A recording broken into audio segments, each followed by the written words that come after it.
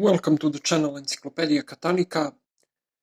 In today's video we're gonna see how difficult it is to pick this padlock. I bought it without the key.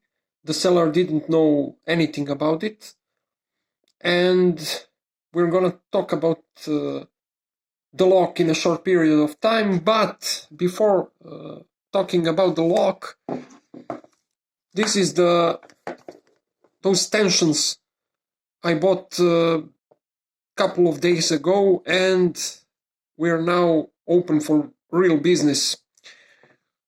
Before those tensions I used a bucket of keys for recording all those videos. Also I found these hammer stanchions, small stanchions, and they're perfect for close range recording. This one is a bit bigger.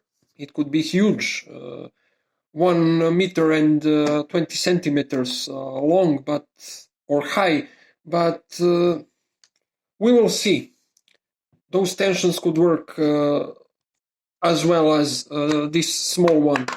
The phone is currently attached to these hammer stanchions. So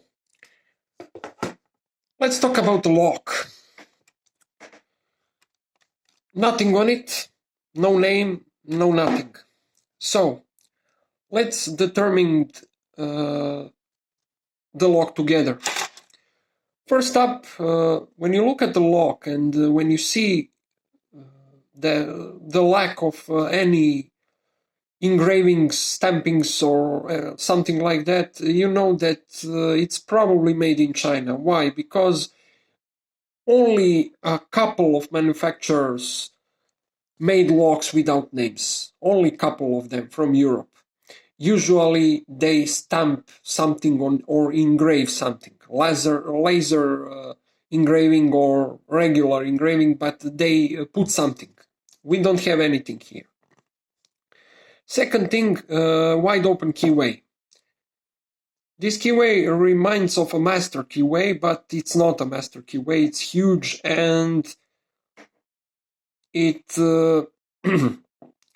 more likely to be Chinese keyway than any other. The tolerances are not great. Also, you have huge holes here. I don't know if you could see it, but practically you could shove a pick inside. Almost you could shove a pick inside. See? So huge gaps. So this lock is for sure shimable. But when I move the shackle, look how floppy it is. I suppose it's a double locking mechanism. Why? Because, as you see, okay, the spring pushes the shackle so it goes on the right side, but when you move it like this, when you pull the shackle, you feel also the locking pulse. Also, by squeezing the shackle and squeezing it nicely, you could feel the engagement of locking pulse. So it's probably a double locking mechanism. We're gonna see what it takes to pick this lock open. I'm going to use this sticker tension wrench because this keyway is huge, but I'm not sure is it gonna work, so I'm gonna use this Soviet tension wrench for Soviet padlocks. And as I always love to do when I start picking, to rake the lock first. If we have some spools, if we have something, it will show to us really quickly. So I'm gonna use this McNally improvised McTickler. Let's see. Let's focus.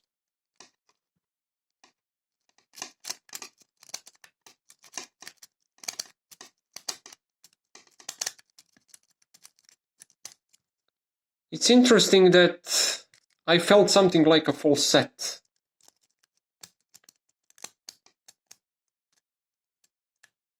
but you never know. Could be a full set, or could be just badly machined pins. Sometimes badly machined pins behave like security pins, but they're not security pins. In case of Rodina padlock from Bulgaria, those pins are like cones, cone-shaped pins, and they're really interesting. You could say those are security pins, even if there wasn't intention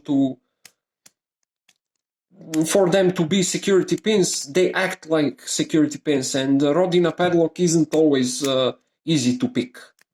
Practically, it could be really hard to pick, just because you have those cone-shaped, very badly machined pins.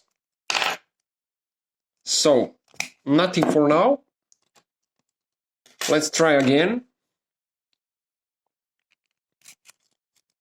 Maybe increasing the tension for a little bit. Practically, I don't know what's happening inside. Sometimes Chinese manufacturer could surprise by putting some security pins. Usually they don't do something like that, and in this case we also don't have any security pins. So the lock is picked, and let's see the locking pole. Typical Chinese locking pole. This one is small, and let's repeat again. If you don't know, is it a single locking mechanism or double locking, you could check it by squeezing the shackle this way. Just put some pressure on the shackle, and if it retracts, it's for sure double locking mechanism, which is pretty cool, but with huge gaps. It's nothing special, because this lock is shimable. Practically generic Chinese brass padlock. That's it, guys. Thanks for watching. Have a nice day. Bye bye.